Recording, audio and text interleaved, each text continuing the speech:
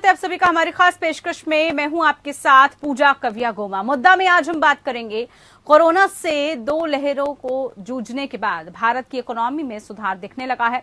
अंतर्राष्ट्रीय मुद्रा कोष यानी IMF ने अनुमान जताया है कि भारत की ग्रोथ रेट अगले साल तक दुनिया में सबसे तेज रहेगी। IMF ने भारत के लिए साल 2021 में 9.5% और 2022 में 8.5% की आर्थिक ग्रोथ का अनुमान जताया है। इसके बाद साफ है कि भारतीय अर्थव्यवस्था कोरोना की चपेट से बाहर निकल रही है। IMF के चीफ इकोनॉमिस्ट गीता गोपीनाथ ने इस रिपोर्ट के रिलीज होने के बाद कहा कि भारत में वैक्सीनेशन तेजी से हुआ है। इससे अर्थव्यवस्था में तेज रिकवरी में मदद मिली है। साल 2020-21 में 40 साल में पहली बार देश की आर्थिक ग्रोथ गिरकर नेगेटिव 7.7% पर चली गई थी। हालांकि कोरोना के मामलों में गिरावट के साथ ही अर्थव्यवस्था की गाड़ी में भी रफ्तार आने लगी है। नतीजन मौजूदा साल में 2021-22 की पहली तिमाही में आर्थिक ग्रोथ 20.1% के रिकॉर्ड पर पहुंच गई। हालांकि इसकी वजह पिछले साल का कमजोर आधार और कारोबारी गतिविधियों में आई तेजी है। IMF के मुताबिक अमेरिका की अर्थव्यवस्था की ग्रोथ 2021 में 6% और अगले साल 5.2% रहने का अनुमान है। वहीं चीन की अर्थव्यवस्था 2021 में 8% और 2022 में 5.6% की दर से बढ़ सकती है। फिलहाल रिजर्व बैंक ऑफ इंडिया ने वित्त वर्ष 2021-22 के लिए सकल घरेलू उत्पाद यानी GDP ग्रोथ का अनुमान 9.5% रखा है। वित्त वर्ष 2022-23 की पहली तिमाही में आर्थिक विकास दर 17.2% रहने का अनुमान जताया गया है।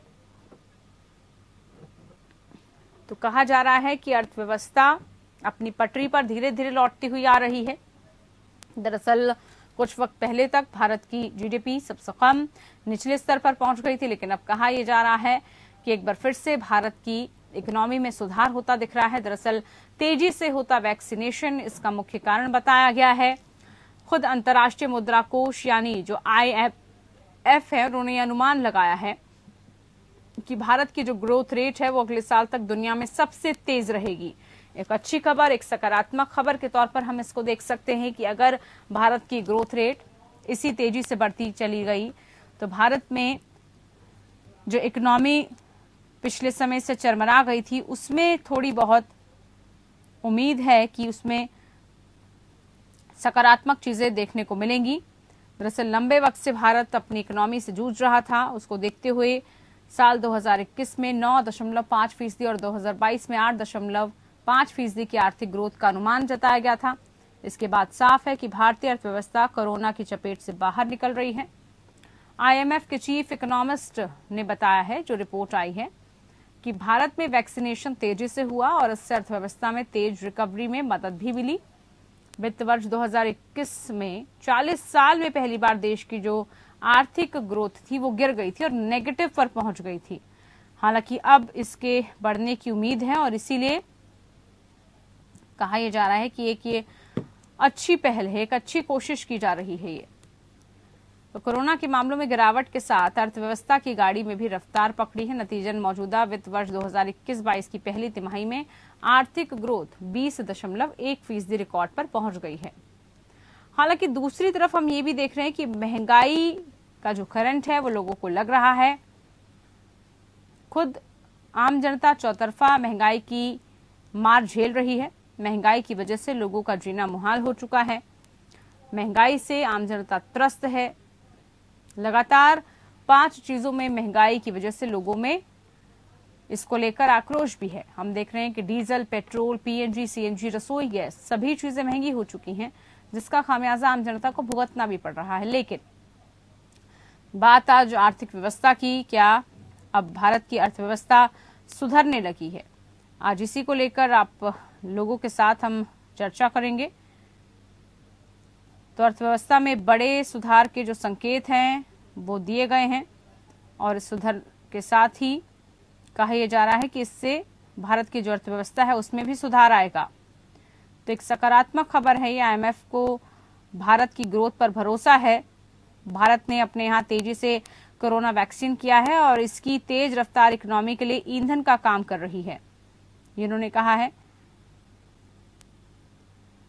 तो IMF चीफ इकोनॉमिस्ट ने इस रिपोर्ट में रिलीज होने के बाद कहा कि भारत में वैक्सीनेशन हुई, इसलिए अर्थव्यवस्था में अब तेजी से मदद मिल रही है, जबकि अमेरिका और चीन अभी बहुत पीछे नजर आ रहा है। अगर ग्लोबल ग्रोथ रेट की बात की जाए तो भारत के विकास दर के अनुमानों के इस साल के पिछले जो जुलाई है उसके हिसाब से ये अप्रैल के मुकाबले 1.6% कम जरूर है, लेकिन ग्लोबल तौर पर ये ग्रोथ अच्छी है। आरबीआई को भी 9.5 जीडीपी ग्रोथ की उम्मीद है। अब ऐसे में ग्रोथ की बात की जा रही है, लेकिन कितना असर इससे आम लोगों पर भी पड़ेगा ये देखना होगा। दरअसल हमने देखा कि कोरोना की 2 लहरों से जूझने के बाद भारत की जो इकोनॉमी में कुछ सुधार होने की उम्मीद है। थोड़ा बहुत धीरे धीरे चीजें सुधर रही हैं। अंतर्राष्ट्रीय मुद्रा कोष यानी कि IMF ने यही अनुमान लगाया है कि भारत की ग्रोथ रेट अब बढ़ने वाली है, यानी कि जो अर्थव्यवस्था पहले पटरी से उतर गई थी, ट्रैक से उतर गई थी, उसको फिर से पटरी पे आने की उम्मीद की जा रही है। तो इसी को लेकर जो है काफी अहम आज का ये कार्यक्रम, जिसमें हम बात करेंगे कि इकोनॉमी से कितना असर भारत पर पड़ेगा, अर्थव्यवस्था के क्या वाकई में अच्छे दिन आ गए हैं। 2022 में भारत की विकास दर सबसे तेज होगी ये कहा गया है। हमारे साथ जुड़े हुए हैं हरिहरन मिश्रा जी, जो कि मेंबर हैं एसोचैम की तरफ से। हरिहरन मिश्रा जी, बहुत स्वागत है कार्यक्रम में। हरिहरन जी, आपको क्या लग रहा है, अब जिस तरीके की रिपोर्ट आई है आर्थिक ग्रोथ को लेकर, एक सकारात्मक पहलू हम देखें, जो काफी लंबे वक्त से अर्थव्यवस्था पटरी से उतरी हुई थी, वो फिर से अब ट्रैक पर आने की उम्मीद जाहिर की जा रही है। In fact, IMF has retained the growth outlook for India. And if you see today itself, a few hours ago, Prime Minister dedicated a Gati Shakti, a dedicated infra plan for India of 1 trillion rupees. That will give a big boost to infra as well as to economic growth. So I believe this IMF growth at 9.5% is likely to be surpassed. And with the demographic sweet spot that India is in, and in view of the several economic reforms which have been undertaken recently, we are likely to reach double-digit growth very soon. बिल्कुल, जैसे आपने बताया कि बहुत जल्द जो है ये जो सकारात्मक पहलू है इसका देखने को मिलेगा, और इसी को लेकर हम लगातार चर्चा कर रहे हैं। पिछले लंबे वक्त से हम देख रहे थे कि कैसे हमारी अर्थव्यवस्था बिल्कुल विपरीत चली गई थी, लेकिन आने वाले समय में अब रिपोर्ट्स भी आ रही हैं कि ये पॉजिटिव होने की उम्मीद है। इसके पीछे का हरिहरन जी मेन कारण आप क्या मानते हैं कि जो वैक्सीनेशन हो रहा है, वैक्सीनेशन की वजह से क्या पटरी पर आती हुई नजर आ रही है अर्थव्यवस्था? क्योंकि कोरोना की वजह से अर्थव्यवस्था पूरी तरह से चरमरा गई थी, लेकिन आप इसकी वजह क्या वैक्सीनेशन मानते हैं कि जो निरंतर अब वैक्सीनेशन हो रहा है वापस जो है पटरी पर चीजें आती हुई नजर आ रही है इसको लेकर?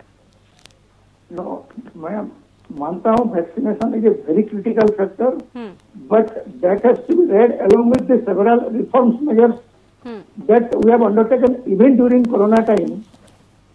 Corona के टाइम में भी there were several reforms undertaken in coal mining, agriculture, industries, and वो सबका आज बेनिफिट हमको मिलने वाला है। एंड उससे और एक जो इम्पोर्टेंट फैक्टर ये है कि inflation is also now under control, so the interest rate scenario is also likely to be conducive in near future. So because of reduction in inflation, because of high growth trajectory due to reforms, and more so आज का अगर आप बात करते हैं, अभी 2 घंटा पहले प्रधानमंत्री जी ने जो बताए कि इंडिया में एक ह्यूज 1 ट्रिलियन इंफ्रा पुश दे रहे हैं and a road map for next 25 years that's being done. So आज तक प्रॉब्लम क्या होता था, there were different ministries, they used to work in different silos. Road एक तरफ काम करता था, पोर्ट एक तरफ काम करता था, रेलवे एक तरफ काम करता था, ये सब के बीच में अलाइनमेंट नहीं था। Now that alignment is being made, so this will accelerate the growth for any economy to develop, infrastructure is the key. अभी तक जो big push was not available. I am sure that with today's dedication of this program by Prime Minister, there will be a huge coordination among ministries, both center as well as state, as well as local bodies, and also private corporations. So there will be an integrated infrastructure push towards a new economy. चलिए, बहुत अहम आपने बात की और आज प्रधानमंत्री ने भी वाकई में जिक्र किया कि पहले जो सब चीजें अलग अलग हुआ करती थी, अब अगर एक तरीके से होगी तो फिर उससे अर्थव्यवस्था भी सुचारू रूप से चल पाएगी। अमन जी हमारे साथ जुड़ चुके हैं, बहुत स्वागत है अमन जी आपका इस कार्यक्रम में, director Indian institute of finance से। अमन अग्रवाल जी, क्या जो IMF की तरफ से रिपोर्ट आई है आपको कितनी सही लग रही है? कहा यह जा रहा है कि आने वाले वक्त में सबसे तेजी से बूम करेगी भारत की अर्थव्यवस्था। पूरा अगर हम अंतर्राष्ट्रीय स्तर पर देखें तो भारत की इकोनॉमी सबसे ज्यादा इस वक्त बूम करने के सेक्टर में नजर आ रही है, क्या लग रहा है आपको? देखिए, जो IMF की रिपोर्ट आई है वो काफी हद तक सही है, क्योंकि जो आंकड़े दिखाते हैं और इसके जैसे रोबस्टनेस हिंदुस्तान में वैक्सीन लगाने में दिखाई है, और जो इंडिकेटर्स उसका देखने को मिला है कि लोग वापस काम करने पे आए हैं, चीजें बिजनेस द्वारा ग्रोथ दिखाई दे रहा है, इन्फ्लेशन कंट्रोल में आ रहा है, GDP की जो ग्रोथ नंबर आ रहे हैं वो बढ़ रहे हैं, और जो इन्वेस्टमेंट फॉरेन इन्वेस्टमेंट है वो भी बढ़ रही है। तो ये जो सारे इंडिकेटर्स है, ऊपर से जो मोडीज की रिपोर्ट आई उसने भी अपग्रेड किया हमारा कि रिस्क फैक्टर कम हुआ है बैंकिंग और के अंदर और फाइनेंशियल इंस्टीट्यूशन में। स्टॉक मार्केट को देखे तो उसमें हाल नजर आता हुआ दिखाई दे रहा है काफी समय से, कंसिस्टेंट कुछ हाल नजर आ रहा है, और पार्टिसिपेशन भी बढ़ रहा है। मतलब ये नहीं कि कुछ लोग ही उसमें खेल रहे हैं, पार्टिसिपेशन काफी हद तक बढ़ गया है। तो इसलिए जो है ये हमें देखने को मिल रहा है कि जो है जो आंकड़े दिखा रही IMF और वो बिल्कुल धरा पे उतरते हुए। मैं वर्ल्ड बैंक में वाशिंगटन DC में काम किया आज से 20 साल पहले, तो मालूम है किस तरीके से वहाँ पे नंबर्स को क्रंच किया जाता है और किसी चीज को भी प्रोजेक्ट करने से पहले कितनी बार उसकी चेकिंग की जाती है। ये ऐसा नहीं है कि किसी सरकार ने कह दिया तो वो नंबरों को उन्होंने प्रोजेक्ट कर दिया। जरूर कि डेटा जो जाता है वो अलग अलग कंट्रीज से आता है, तो उस डेटा को स्टडी किया जाता है, उसको नंबर क्रंच किया जाता है, उसके बाद ही प्रोजेक्ट किया जाता है। तो मेरे विचार में सराहनीय है, और ये जिस तरीके से हिंदुस्तान आगे की तरफ बढ़ रहा है वो मानने वाली बात है। एक चीज और मैं आपको बताऊंगा कि पिछले 1.5 साल के अंदर हिंदुस्तान के अंदर जो फॉरेन डायरेक्ट इन्वेस्टमेंट है करीबन $80 बिलियन के करीब आई है, जिससे करीबन $6.5 बिलियन महीना से आती है, बिलियन डॉलर करीब आई है। ये सबसे ज्यादा है पिछले 5 सालों में, जबकि महामारी फैली हुई है कोविड की, देशों में अलग अलग प्रॉब्लम आ रही है, फाइनेंस की प्रॉब्लम आ रही है, उनको लिक्विडिटी की प्रॉब्लम आ रही है। उसके बाद भी काफी सारे जो इंस्टीट्यूशनल इन्वेस्टर्स हैं वो हिंदुस्तान में निवेश कर रहे हैं फॉरेन डायरेक्ट इन्वेस्टमेंट में। ये पोर्टफोलियो इन्वेस्टमेंट जो कहा जाता है कि लिक्विड मनी होता है, स्टॉक मार्केट में आता है और कुछ चीजों में आता है, इमीडिएटली निकाला जा सकता है, वो भी करीबन 30 से 40 बिलियन डॉलर के करीब आया है 1.5 साल में, और वो भी सबसे ज्यादा है पिछले 7 साल में।